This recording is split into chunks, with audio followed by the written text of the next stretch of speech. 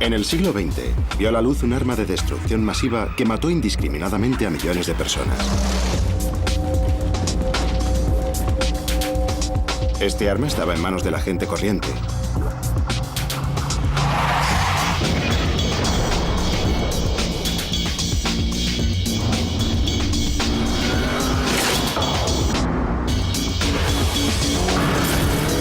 En un intento por salvarles la vida a muchos de sus usuarios, nació una nueva ciencia.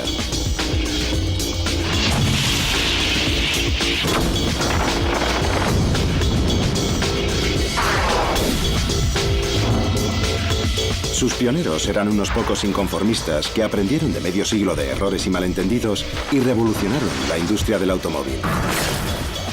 Convirtieron un monstruo motorizado en una maravilla de la ingeniería.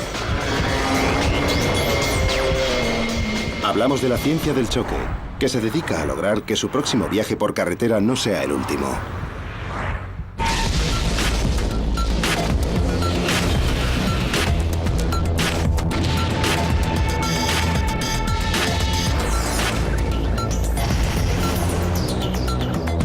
La ciencia del choque. Coches. Pasada la medianoche del 31 de agosto de 1997, el Mercedes donde viajaban Diana, la princesa de Gales, se acercaba al túnel del puente Alma, en el centro de París. Lo perseguía un grupo de paparazzis montados en moto. El chofer perdió el control del Mercedes, que chocó contra uno de los pilares centrales, y después se empotró en el muro del carril contrario. Dos de los ocupantes fallecieron en el acto y la princesa Diana poco más tarde en el hospital. Solo su guardaespaldas sobrevivió. Iban a 96 kilómetros por hora. ¿Debería haber tenido este accidente un desenlace fatal? ¿Qué es lo que falló?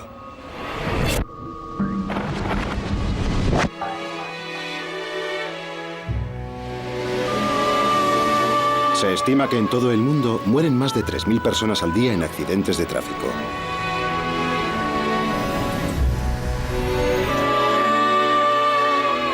En una fracción de segundo, nuestro amado coche puede volverse contra nosotros. Por caóticos que nos parezcan los restos de un accidente, estos encierran numerosas pistas que ayudan a los especialistas a averiguar las causas de semejante rompecabezas de huesos rotos y metal destrozado.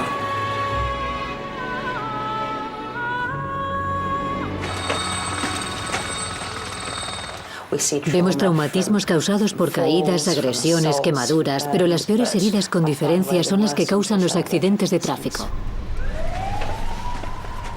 Las heridas más preocupantes son las del pecho, las que se localizan entre el abdomen y la pelvis, y las de la cabeza. Tras un accidente grave, los médicos no son los profesionales que intervienen. Además de los servicios de emergencia, muchas veces llegan hasta el coche siniestrado los equipos de investigación de los fabricantes. Quieren saber cómo han funcionado los sistemas de seguridad y si los pasajeros están heridos. Después, los restos se traen aquí, al desguace. Somos conscientes de que en cualquier momento podríamos sufrir un desastre. Todas estas personas iban conduciendo tan contentas porque creían ser los mejores conductores del mundo. Los investigadores de las empresas de automoción analizan los datos de 1000 accidentes de coche para mejorar la resistencia de sus vehículos. La seguridad es una cuestión prioritaria tanto para los diseñadores como para los publicistas del sector. Así que los pasajeros deberían estar más seguros que nunca. Sin embargo, mientras siga habiendo accidentes, se seguirá haciendo hincapié en la seguridad.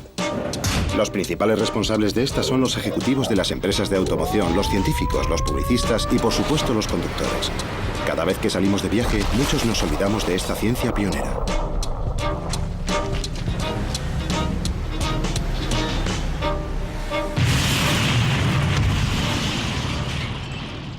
A finales del siglo XIX, los primeros coches ingleses que no necesitaban caballo se consideraban tan peligrosos que se prohibió que circularan a más de 6,5 kilómetros por hora.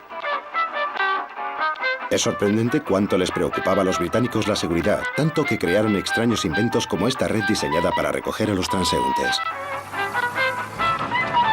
Seguramente fueron los años en que más seguro era viajar en coche. Luego llegó el siglo XX y con él más coches a las carreteras británicas.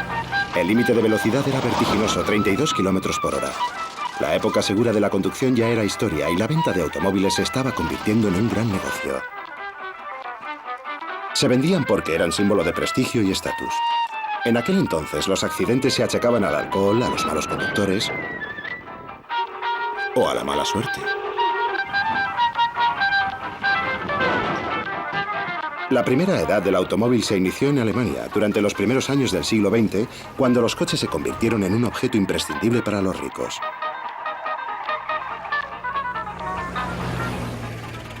Se fabricaban con poco más que unas hojas de metal clavadas y atornilladas a una estructura de madera y carecía de cosas tan básicas como intermitentes y limpiaparabrisas. De hecho, observen lo que pasa cuando se somete a uno de aquellos primeros coches a las pruebas de choque modernas. Vaya desastre. Muchos de sus componentes eran al mismo tiempo armas. Los parabrisas de vidrio eran cuchillas para la cara. Los duros salpicaderos podían romperte el cráneo. Y los conductores se empalaban en el volante. Además, no había muchas normas de tráfico. Las primeras autoescuelas de Europa enseñaban mantenimiento, no seguridad vial. Hubo que esperar a 1919 para que el primer semáforo del mundo regulara el tráfico, en Detroit. La producción en masa pronto consiguió que los coches estuvieran al alcance de un público mucho más amplio. Muchos podían permitírselos, pero eran caros. A mediados de los años 20, más de 500.000 de personas habían muerto en las carreteras estadounidenses. Sin embargo, al otro lado del Atlántico, un pequeño fabricante de automóviles escandinavo pensó que los elementos de seguridad debían formar parte de un buen diseño. En 1927, los fundadores de Volvo, Asa Gabrielsson y Gustav Larsson, afirmaron lo siguiente: los coches los conducen personas, por tanto el principio que guía todo lo que hacemos en Volvo es y debe seguir siendo la seguridad.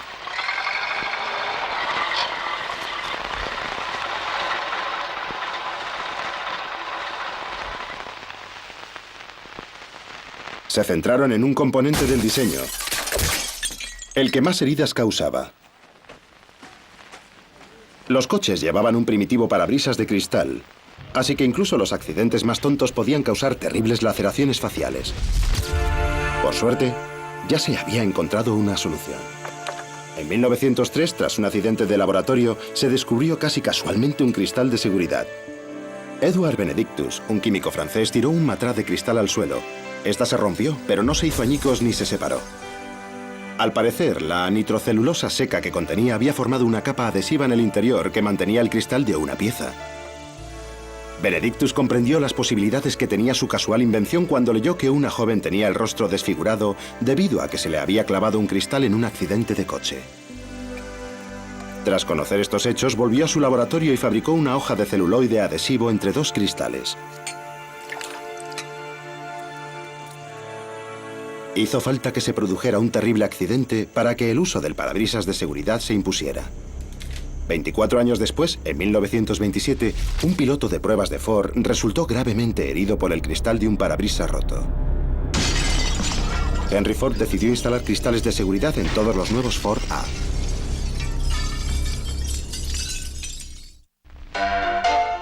En 1918, tras el fin de la Primera Guerra Mundial, Estados Unidos se convirtió en el primer productor de automóviles. Contaba con la técnica, los recursos naturales y con la riqueza económica necesaria para fabricar coches en masa. Pero en 1929, el crack bursátil estuvo a punto de acabar con la industria del automóvil. Los fabricantes necesitaban urgentemente una nueva estrategia comercial. Los imponentes diseños servían para olvidarse de la depresión y el coche era símbolo de la prosperidad futura.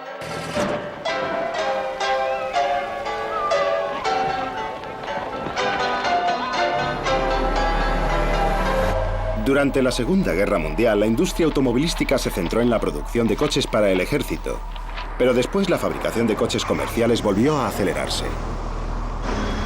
A medida que el volumen de ventas aumentaba, crecía también el número de accidentes.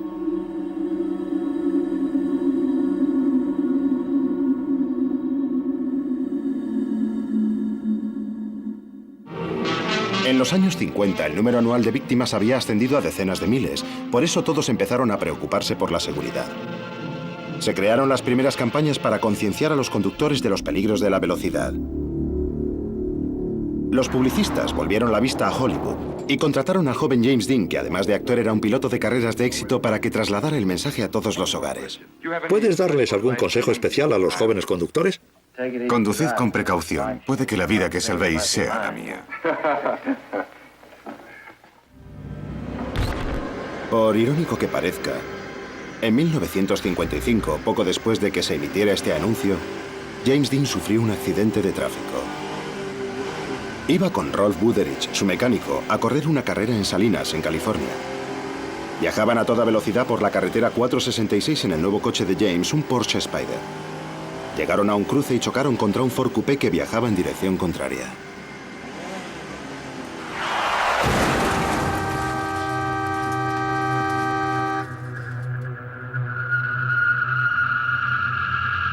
Buderich salió ileso, pero James Dean murió al instante. Muchos de los coches deportivos de los años 50 eran descapotables. Carecían de barras antivuelco que no se empezaron a emplear hasta los años 80. En los años 50 el diseño se centraba en el exterior, así que si tenías un accidente y no llevabas el cinturón de seguridad, tenías pocas posibilidades de sobrevivir. Quizá James hubiera sobrevivido en un coche actual, pero no en un descapotable de los 50.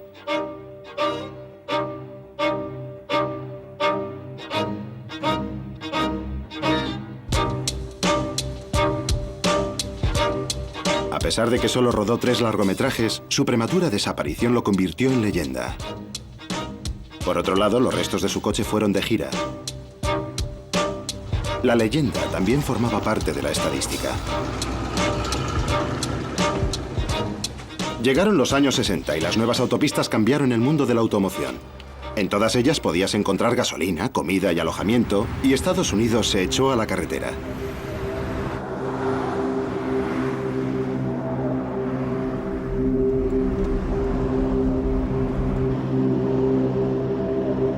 Las familias comenzaron a viajar. El tamaño de los motores aumentó, pero al mismo tiempo, los más críticos del automovilismo pedían vehículos más pequeños y asequibles. Como cada vez más familias tenían coche, la seguridad empezó a preocupar a la sociedad.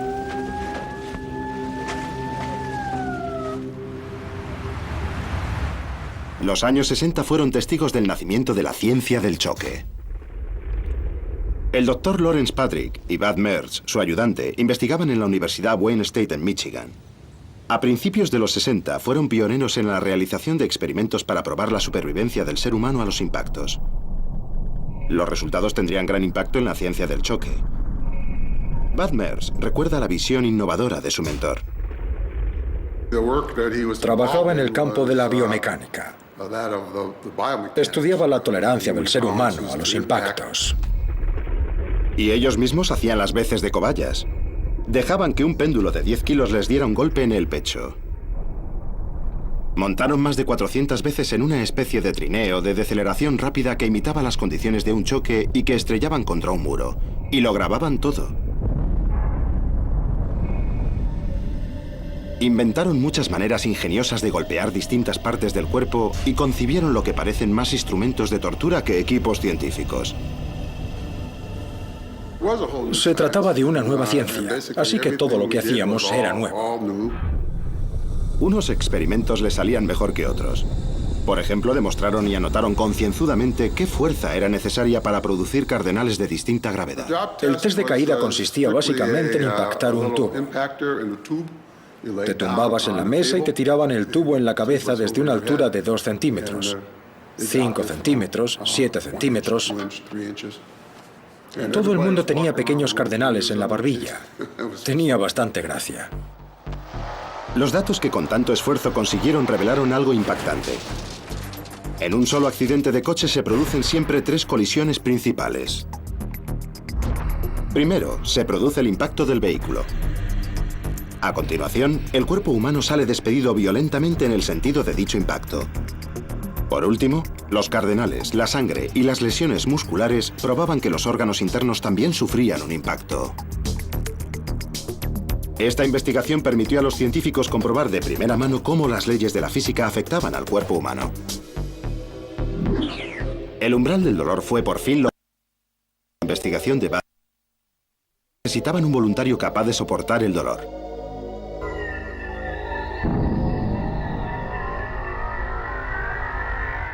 Si vivías y morías cerca de la Universidad de Wayne a mediados de los 60 y donabas tu cuerpo a la ciencia, tu cadáver podía acabar en el laboratorio de pruebas de choque. Los cadáveres se vendaban para proteger su identidad y reducir el impacto que suponía para los investigadores trabajar con cadáveres humanos.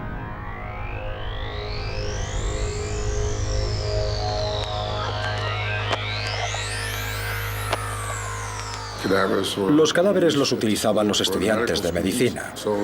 Así que nosotros podíamos usarlos para comprobar cosas como qué fuerza soporta un hueso antes de romperse. Sin embargo, hasta los muertos tenían sus límites. Uno de los problemas que teníamos era la avanzada edad de los fallecidos. Con la edad, la fuerza del hueso varía. Nosotros teníamos que tenerlo en cuenta. El programa de pruebas de choque con cadáveres tuvo una vida corta, si se me permite la expresión. Era truculento, se perdía tiempo vendando los cuerpos y cada cadáver podía emplearse solo 1 o 2 veces. La ciencia necesitaba un doble del cuerpo humano más resistente. Los primeros muñecos sintéticos eran poco más que maniquíes de escaparate que tenían tan malas costumbres como fumar. No proporcionaban datos reales ni detalles de las heridas que sufría un ser humano. No obstante, sí que aportaban algunas valiosas pistas de su aguante. El nacimiento de los muñecos para pruebas de choque supuso un gran adelanto en la ciencia de la seguridad automovilística.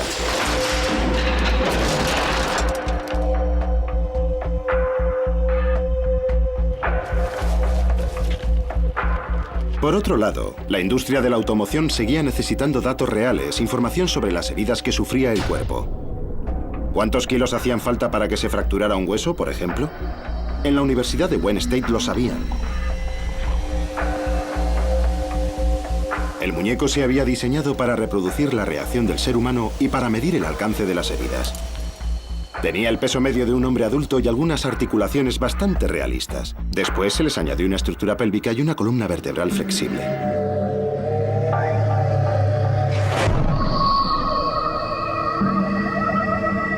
La última generación de estos muñecos de pruebas ha mejorado. Cada uno cuesta unos 118.000 euros. A pesar de que son muñecos, son bastante inteligentes. En una fracción de segundo, sus sensores pueden recoger más de 30.000 datos distintos.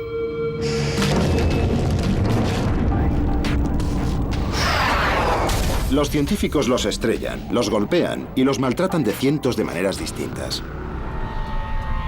Sin embargo, la aportación más valiosa de los muñecos para pruebas de choque fue dejar claro lo esencial que era uno de los elementos de seguridad más importantes de la historia del coche. Y también el más olvidado. En los años 30, varios físicos estadounidenses colocaron en sus vehículos cinturones de seguridad y pidieron a los fabricantes que los imitaran. Pero en aquel entonces, se pensaba que el cinturón solo era necesario en los coches de carreras. En los años 50 se había convertido en un mito. Los rumores de los peligros que entrañaban los cinturones de seguridad generaron muchas protestas entre la opinión pública. Los conductores aducían que si el coche ardía o se hundía en el agua, el cinturón podría convertirse en una trampa mortal. Se pensaba que era mejor salir volando del coche que quedarse atado dentro. La realidad era que a los conductores no les gustaba ponérselo y buscaban cualquier excusa para no hacerlo. Además, eran pocos los fabricantes de automóviles que colocaban cinturones de seguridad, entre los que lo hacían. Volvo fue indiscutiblemente la empresa pionera. Sus especialistas en la ciencia del choque ya habían descubierto que el cinturón que se ataba en el regazo era insuficiente porque no protegía la cabeza en caso de colisión. Habían desarrollado un cinturón que cruzaba el pecho en diagonal. Este evitaba las heridas de la cabeza, pero aún tenía graves fallos. Durante la colisión, el cuerpo podía deslizarse hacia abajo, de modo que el cinturón se quedaba en el cuello y causaba grandes heridas, incluso la decapitación. Por esa razón, Volvo volvió a la mesa de diseño e ideó un cinturón de 3 puntos que agarraba el hombro y la cintura. Este cinturón iba firmemente anclado a la carrocería del coche y funcionaba porque sujetaba las partes más fuertes del cuerpo, las caderas y el pecho. Actualmente el modelo estándar, el cinturón de seguridad de 3 puntos de Volvo que se patentó en 1958, es el elemento de seguridad más efectivo del vehículo. Llegaron los años 70 y la empresa de automoción más importante del mundo seguía haciendo oídos sordos y no solo al tema de los cinturones de seguridad. A pesar de los resultados de la investigación, los elementos de seguridad no vendían, por lo que los fabricantes no los instalaban. Además, la opinión pública ignoraba las estadísticas que afirmaban que sus coches eran asesinos. La publicidad se centraba en el estilo y las prestaciones. En rojo con neumáticos dobles. ¿Tienes otro coche en la cabeza? ¿Quién eres? Quizá los asientos traseros opcionales, el volante y el aire acondicionado le ayuden a identificarme. ¿Eres el aventurero del Dodge? En persona. Vamos, nena, tenemos tiempo para dar una vuelta. Entonces, un abogado licenciado en Derecho en Princeton y Harvard solicitó al gobierno que legislara esta industria. Ralph Nader se convirtió en activista y candidato a la presidencia. Se oponía al poder que ostentaban las grandes empresas. El coche más peligroso del mercado y uno de los más vendidos de Estados Unidos. En 1965, Nader publicó un polémico libro que inauguraría un cuarto de siglo de controversia. Se titulaba Unsafe at Any Speed, inseguro a cualquier velocidad. En él se afirmaba que la General Motors estaba produciendo vehículos peligrosos y que ignoraba los resultados de las investigaciones sobre seguridad. Es más probable que sufras heridas mortales en un accidente si conduces este coche que si llevas cualquier otro de los que se comercializan en este país. General Motors contrató a un equipo para que investigara a Nader. Este, por su parte, demandó a la empresa por un delito contra la intimidad y recibió $425.000, unos 330.000 euros, tras llegar a un acuerdo fuera de los juzgados. Por fin, en 1966, basándose en las investigaciones llevadas a cabo por fabricantes y científicos, el Congreso de Estados Unidos aprobó las primeras leyes de seguridad vial del país. Son las leyes estadounidenses que más se preocupan por la seguridad en el vehículo hasta la fecha. Introdujeron mejoras básicas como el reposacabezas, el volante que absorbe energía y, lo más importante, la instalación obligatoria del cinturón de seguridad. Uno de los fabricantes recibió grandes críticas, pues al parecer anteponía los beneficios a la seguridad. Ford tenía que hacer frente a la competencia de Volkswagen y de varias empresas japonesas que vendían utilitarios en Estados Unidos. Normalmente se tarda 4 años en diseñar un modelo nuevo, pero Ford solo tardó 2 en empezar a producir el Pinto. Antes de que saliera a la venta, los ingenieros de Ford habían encontrado un defecto muy grave en el diseño. Se habían realizado pruebas de impactos traseros y en algunas el depósito de gasolina del Pinto resultaba dañado y el coche explotaba o se incendiaba. Sin embargo, ya se había montado la línea de producción de este modelo, así que Ford sacó el coche a la venta. La empresa se defendió diciendo que la proporción riesgo-beneficio era la aceptada, pero aún así recibió muchas críticas por haber seguido adelante con la producción. Finalmente, en 1978, Ford llegó a un acuerdo con el Ministerio de Transportes y retiró el coche del mercado. A pesar de todo, seguía habiendo modelos que causaban lesiones graves o mortales. Como los coches eran cada vez más rápidos, los accidentes eran cada vez más graves y mortíferos. En caso de impacto podían convertirse en horripilantes trampas mortales. En 1967 se produjo un famoso accidente que demostró lo terribles que podían llegar a ser las colisiones. La madrugada del 29 de junio, el Buick en el que viajaba Jayne Mansfield se dirigía hacia Nueva Orleans por la autopista 90 por Luisiana. Apenas había visibilidad. Y alrededor de las 4 y 7 minutos, el Buick colisionó contra un camión que viajaba a escasa velocidad. La parte delantera del vehículo se empotró en los bajos del camión. El techo se rasgó y los 3 ocupantes del asiento delantero murieron.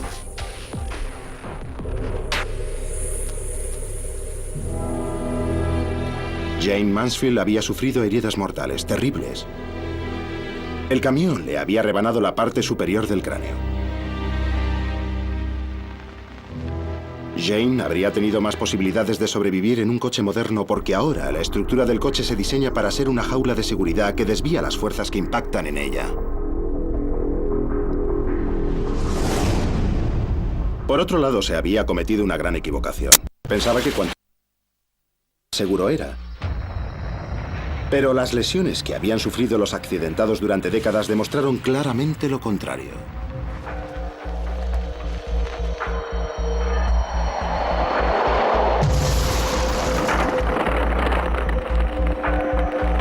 Mientras la ciencia del choque investigaba formas de proteger el coche, se descubrió algo mucho más importante para la supervivencia de los pasajeros.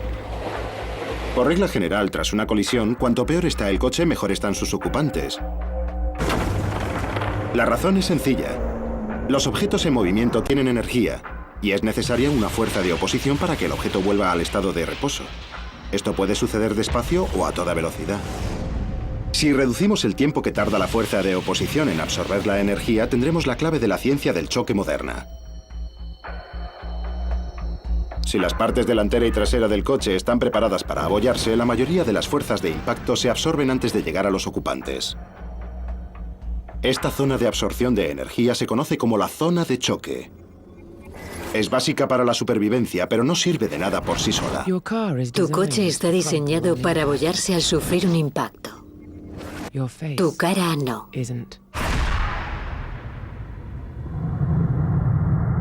Si no van sujetos, los ocupantes del vehículo tendrán su propia masa y su propia energía. El problema era que, a pesar de que ya se instalaban cinturones de seguridad, nadie los usaba. En Gran Bretaña se daba a conocer en todos los hogares la importancia de la seguridad. Lo más importante que he visto es el aumento del uso de cinturón de seguridad en los últimos 15 o 20 años. Si volviéramos la vista 20 años atrás, en trauma encontraríamos que las enfermeras se pasaban la noche cosiéndole la cara a un paciente que se había estrellado contra el parabrisas por no llevar el cinturón de seguridad. Un paciente que no lleva el cinturón sale despedido del vehículo y las posibilidades de que sufra lesiones graves o mortales aumentan en un 300%. A pesar de todo, en el otro lado del Atlántico este consejo se ignoraba. En los 80, menos del 25% de los coches estadounidenses que salían a la venta llevaban cinturón de seguridad.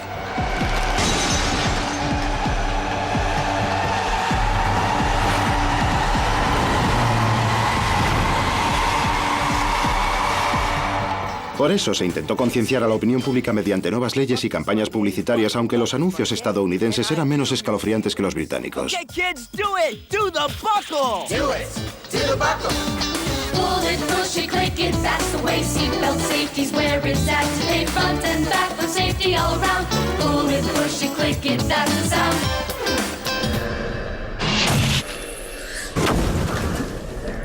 Como los anuncios solo tuvieron un éxito parcial, el gobierno decidió que su uso fuera obligatorio. Los científicos volvieron a ponerse a diseñar. Debían crear un elemento que sujetara a los ocupantes del vehículo en sus asientos tanto si querían como si no, un elemento que los usuarios no pudieran controlar. Había comenzado la carrera para desarrollar el airbag, que por entonces se consideró la mejor de las sujeciones pasivas. El airbag se había inventado en los años 50 e incluso se instaló en un modelo en los 70.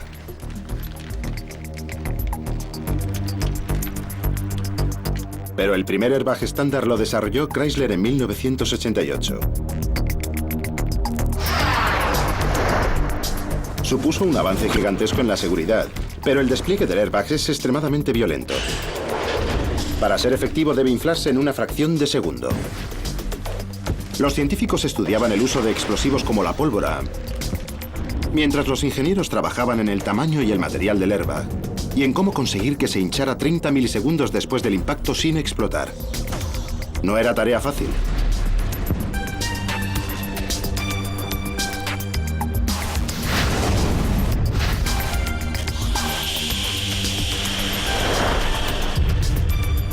Finalmente, Chrysler logró que funcionara. Incorporó una bolsa de fino nylon en el volante o en el salpicadero. Durante una colisión, la fuerza de inflado es equivalente al choque a 25 km/h contra un muro de ladrillo. La ignición de un propelente sólido rápido crea una expansión de gas que infla el airbag y los saca de su escondite a más de 320 kilómetros por hora. Desde que se instalaron, los airbags salvan 1.500 vidas al año. Sin embargo, el airbag también tiene un lado oscuro que estaba a punto de conocerse.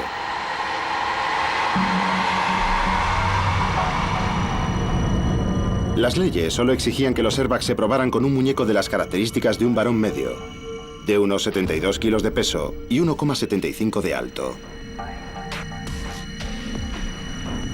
Los expertos en la ciencia del choque estaban a punto de averiguar que los airbags se olvidaban de la población de riesgo más vulnerable. Al salir a más de 320 kilómetros por hora, tiene fuerza suficiente para amputar dedos, fracturar los huesos del brazo y la cara, e incluso para matar. Están diseñados para golpear a un varón de talla media en el pecho, pero podían explotarles en la cara a las personas más bajitas. Los afectados por la muerte de un familiar crearon un grupo de presión para obligar a los fabricantes de coches a colocar advertencias muy claras de los peligros que los airbags suponían para los niños. El mensaje que se colocó era rotundo: jamás siente a un niño delante de un airbag. Los niños no eran los únicos que sufrían lesiones por culpa de los airbags. Los adultos más pequeños, sobre todo mujeres, también corrían peligro.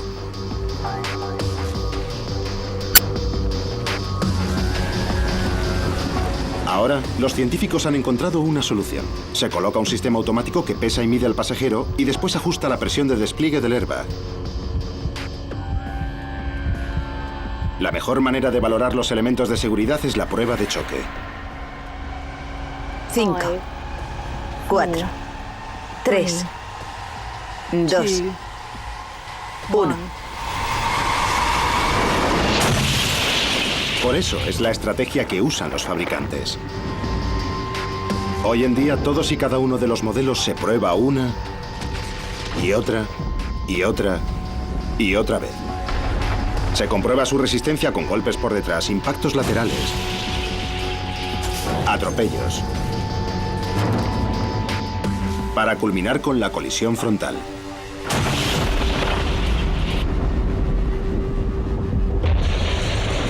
Cada prueba cuesta más de 78.000 euros. Aquí, en la sede para la seguridad de Volvo, en Suecia, los científicos estrellan más de 400 coches al año. Cada uno de los coches siniestrados se analiza después meticulosamente y se guarda en un depósito.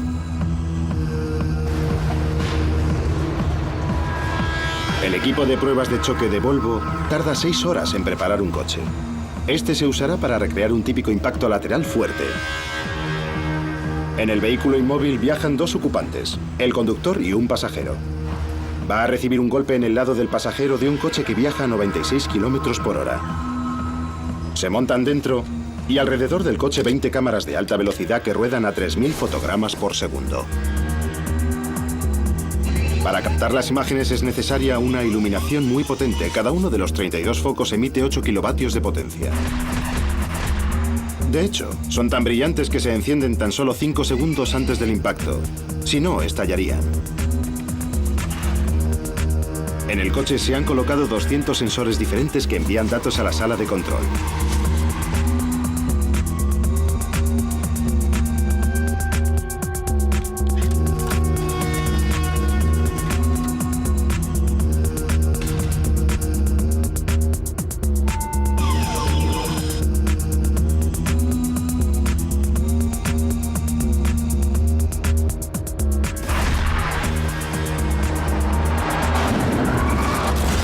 Se puede tardar 6 horas en preparar un coche para una prueba como esta, pero la colisión solo dura un abrir y cerrar de ojos, en concreto 300 milisegundos. Después, los datos se analizan durante 3 semanas enteras.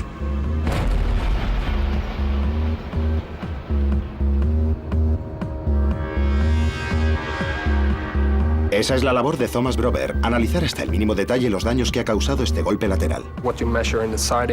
En el caso del impacto lateral, se mide la aceleración de la cabeza, las fuerzas y la desviación del pecho y las fuerzas que afectan a la pelvis y a las piernas. Nos basamos en unos datos biomecánicos que establecen lo que puede soportar el cuerpo humano. No obstante, una prueba de choque no es más que un experimento de laboratorio. Y a veces, un paso adelante en la seguridad supone la aparición de un nuevo peligro. A finales de los 80, los coches protegían a los conductores más que nunca. Y por primera vez en la historia, las posibilidades de supervivencia habían aumentado. Pero sucedió algo. Los que sufrían un impacto lateral muy fuerte sobrevivían, pero entraban en coma pocas horas después, lo que en general les provocaba graves daños cerebrales. Los análisis de los accidentes revelaron que el movimiento hacia adelante no provocaba el coma, pero el movimiento lateral violento sí. Durante el impacto lateral, los dos hemisferios del cerebro se estiran por la parte que los conecta. Las fibras neurales están a punto de romperse y esto provoca daños irreparables. El cerebro empieza a encogerse. Después, el paciente entra en coma o muere. En un intento por moderar estos efectos, los fabricantes de coches se centran en la protección frente a los impactos laterales, pero se han encontrado con varios problemas. Tan solo hay 15 centímetros de espacio para mitigar los efectos de un impacto lateral. A pesar de todo, están decididos a conseguirlo. Ingrid Cosmo, directiva de Volvo, nos lo cuenta. En 1991 implantamos un sistema de protección contra impactos laterales que consistía en una estructura que transmite gran cantidad de carga desde el lugar de impacto a todo el vehículo.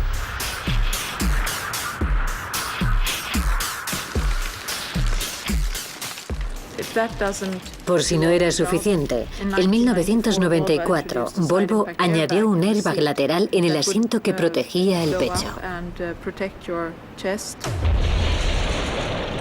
Aún nos quedaba el tema de la cabeza, que también necesitaba protección. En 1998 creamos una especie de cortina hinchable que descendería del techo del vehículo. Este elemento apareció por primera vez en un coche Volvo. Desde 1998, todos los coches europeos nuevos deben pasar una prueba de choque lateral. Estos experimentos sobre los daños que causan los impactos son una manera de unir los datos del laboratorio con las situaciones reales a las que millones de conductores se enfrentan cada día.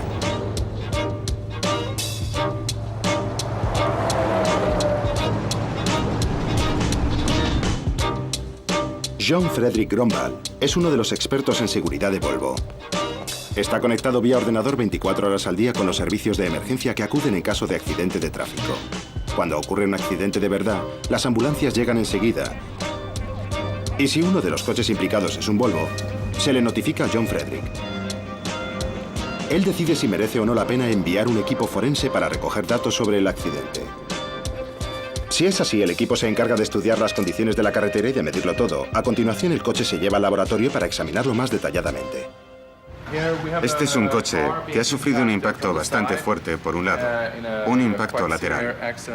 Vemos que había suficiente sitio para que el ocupante del vehículo sobreviviera, a pesar de que el impacto fue bastante fuerte. Tenemos unas piezas estructurales muy fuertes aquí que protegen la jaula de seguridad. En el interior, el asiento se ha movido hacia un lado, de modo que ha aumentado el espacio de supervivencia. Los datos que ha reunido su equipo de investigación sirven para completar los ordenadores que se dedican a las pruebas de choque y ayudarán a diseñar y modificar las pruebas que se realicen en el futuro. En el laboratorio tenemos a los muñecos de pruebas y en las situaciones reales seres humanos. Nuestro trabajo es relacionar las medidas que recogen los muñecos con las heridas reales. John Frederick y su equipo pueden coger los datos que llevan 50 años recopilando y gracias a este software recién creado pueden crear una prueba de choque virtual. Las simulaciones informáticas han hecho posible determinar cómo se comportará un vehículo en un accidente mucho más rápida y detalladamente. Entonces, teniendo en cuenta todos los resultados, ¿han llegado médicos, científicos y fabricantes de coches a alguna conclusión? ¿Cómo debería ser el coche seguro por antonomasia? De hecho, el descubrimiento más importante que han realizado es que, por regla general, los conductores no se preocupan. Por tanto, un error del conductor es el causante de la mayoría de los accidentes.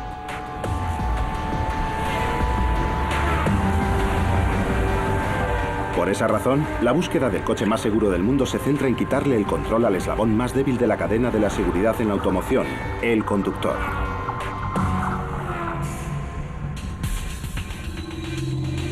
Están a punto de ser testigos de hasta dónde han llegado las pruebas de seguridad. El conductor del coche señalado viaja por la autopista a 240 km/h y tiene grandes dificultades. Roza la mediana de la derecha y pierde el control del coche. Milagrosamente, sale del coche, no solo con vida, sino ileso. No le debe la vida a la suerte, sino a la ciencia del choque.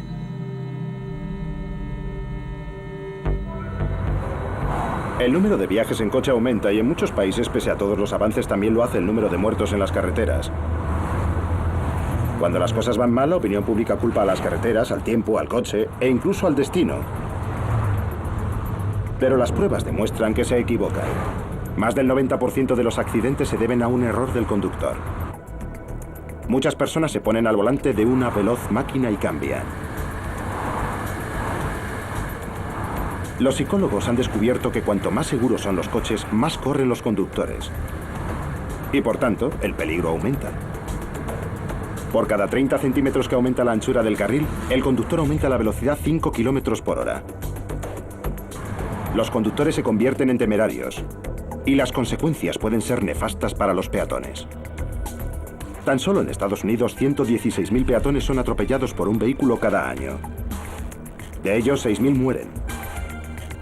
Ni siquiera el semáforo de un paso de cebra garantiza la seguridad. Por esa razón, los fabricantes de coches se centran tanto en la seguridad de los que están dentro como en la de los que están fuera del coche. Los coches deportivos pueden convertirse en la peor pesadilla de un peatón, pero su aspecto aerodinámico vende. Jaguar ha presentado hace poco el primer capó pirotécnico para peatones. La vanguardia de los elementos de seguridad. Al impactar, este capó desplegable salta automáticamente y crea un efecto cojín para proteger del duro motor que hay debajo. Así se reduce la gravedad de las lesiones. Las investigaciones demuestran que la mayoría de los atropellos suceden cuando el conductor no ve al peatón, sobre todo de noche. En respuesta a este problema, los científicos han desarrollado el primer sistema de visión nocturna inteligente del mundo. Este artilugio de alta tecnología utiliza cámaras de infrarrojos para detectar a los peatones que se cruzan en el camino del vehículo y avisa al conductor de antemano. Nos damos cuenta de que este tipo de sistemas destacan las limitaciones del conductor humano y por mucho que nos ayuden nuestros coches a reducir los accidentes, los humanos cometemos errores.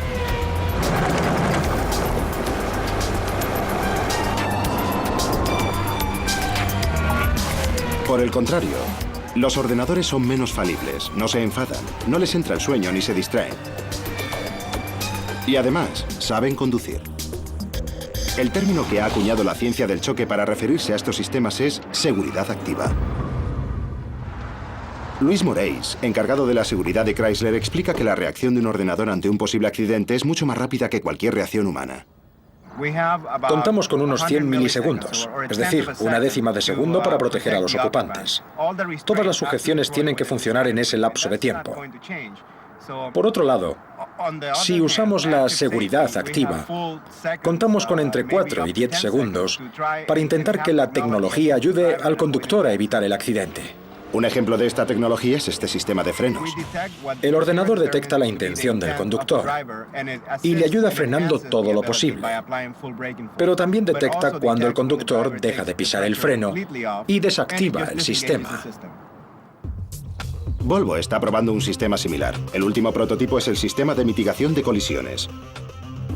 Varias cámaras y ordenadores que se incorporan al coche calculan la distancia entre vehículos, su velocidad relativa y adivinan su trayectoria para determinar si es posible que se produzca una colisión. El coche frena automáticamente para mitigar el golpe por la parte de atrás.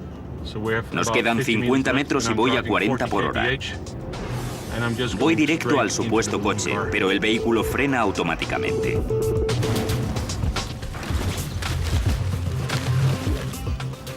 El choque se produce, pero como podéis ver hemos reducido significativamente la velocidad del impacto. Esto quiere decir que cuando el coche prevé un impacto inminente, avisa al conductor. Y si el aviso no sirve de nada, asume el control y pega un frenazo. Otra de las debilidades humanas puede paliarse también gracias a la tecnología. Ahora los fabricantes están desarrollando un sistema de alarma para la somnolencia. Una serie de cámaras se instalan para vigilar nuestras constantes vitales y algunos aspectos como el número de parpadeos. Si el coche sospecha que el conductor se está quedando dormido, le echa una ráfaga de frío y luego activa una alarma. ¿Habrían contribuido todos estos elementos de seguridad a salvarle la vida a la princesa Diana? La policía francesa concluyó que el conductor del coche de Lady Di iba borracho. El examen forense del coche concluyó que no iba a más de 96 kilómetros por hora. Entonces, ¿por qué murió? Iba situada en el asiento trasero del coche, en la zona más alejada del impacto, así que era la que más posibilidades de sobrevivir tenía. Sin embargo, al igual que muchos de los millones de personas que han muerto en un accidente de coche, no llevaba el cinturón de seguridad puesto.